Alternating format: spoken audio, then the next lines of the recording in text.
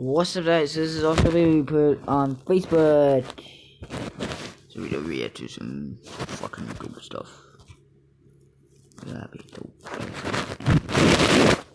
These videos, subscribe,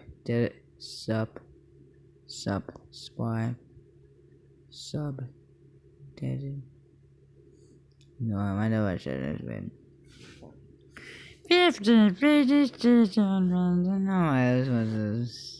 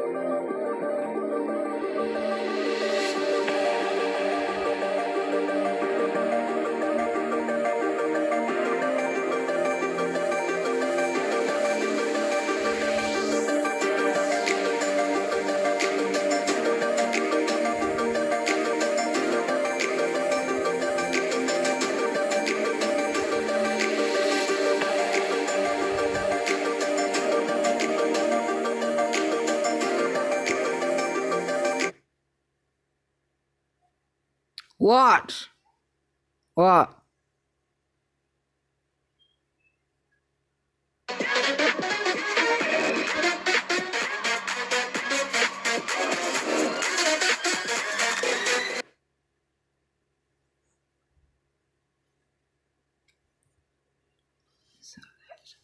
This episode is brought to you by Skillshare. The first 1,000 people to sign up using the link in the description will get their first 2 months free.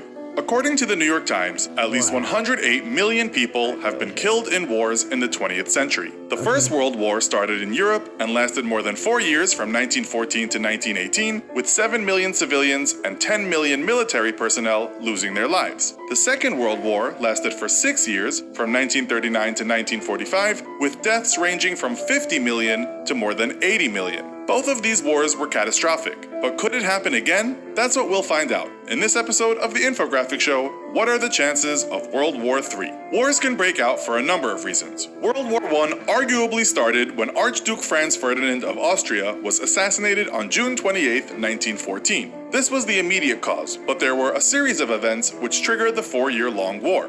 And though there were a number of incidents that led to World War II, the European emergence of the conflict came about on September 1, 1939, when Germany invaded Poland, which led Britain and France to declare war on Hitler's Nazi state in retaliation.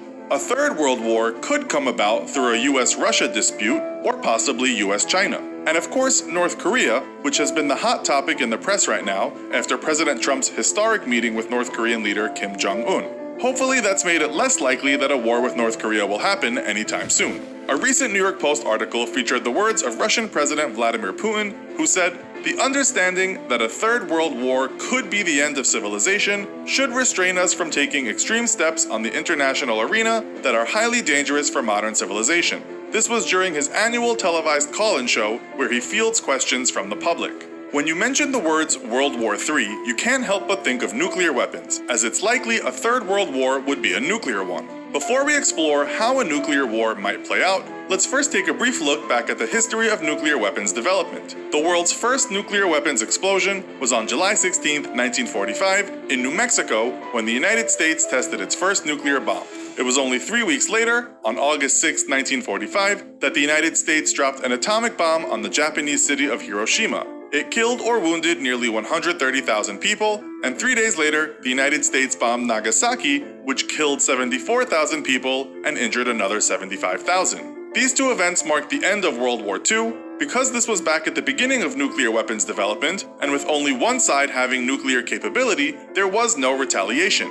Following the Second World War, the United States, the Soviet Union, and Great Britain conducted more nuclear weapons tests, and in 1958, nearly 10,000 scientists presented to United Nations Secretary General Dag Hammarskjöld a petition that begged, "We deem it imperative that immediate action be taken to effect an international agreement to stop testing of all nuclear weapons." Throughout the 1960s and 70s, as more development took place, treaties were signed to promote disarmament, but more and more countries developed nuclear weapons. Today they are believed to be around 16,300 nuclear weapons spread between 9 countries. They are the United States, Russia, the UK, France, China, North Korea, India, Pakistan, and Israel. Russia and the US share 93% of all nuclear warheads out there, but they have been asked to reduce the number of weapons under the START Treaty, which stands for Strategic Arms Reduction Treaty. All these weapons make the prospect of a third world war very different to the First and Second World Wars. So assuming World War III did kick off, and it was nuclear, what would it look like?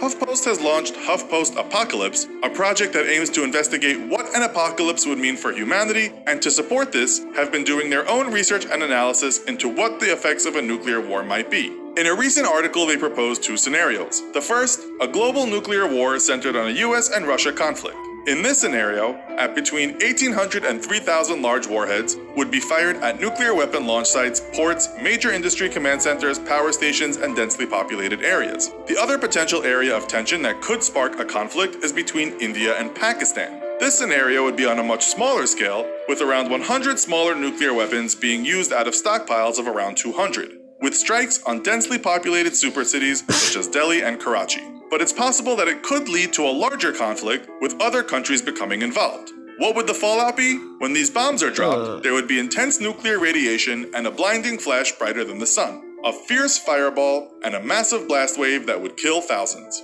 With so many casualties, aid organizations would be overwhelmed and unable to help all of the injured, meaning many would be left to fend for themselves with severe injuries including burns, broken bones, and deep cuts from flying debris. And the long-term results would be even more catastrophic. With so many fires burning, the skies would be filled with smoke clouds similar to a large volcanic eruption.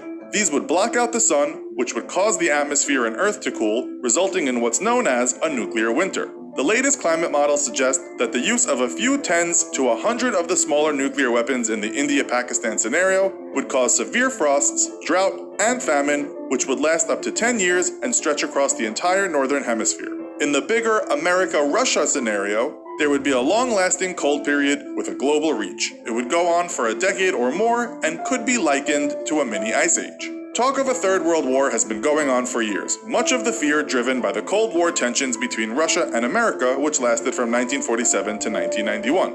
These days, there are still concerns that these two nations could come to blows, but the rise in power of China and also the nuclear development program in North Korea has meant new danger areas are present. We sure hope nothing like this ever happens. What can happen though is you learning to create videos like this.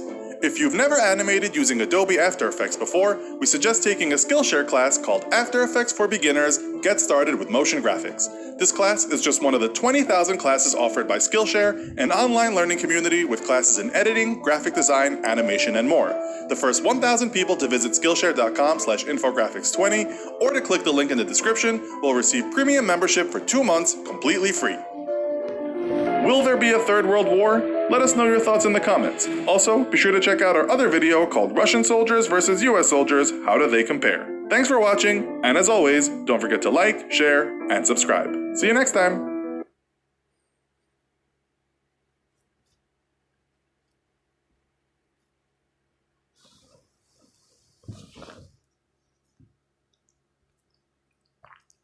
See you guys.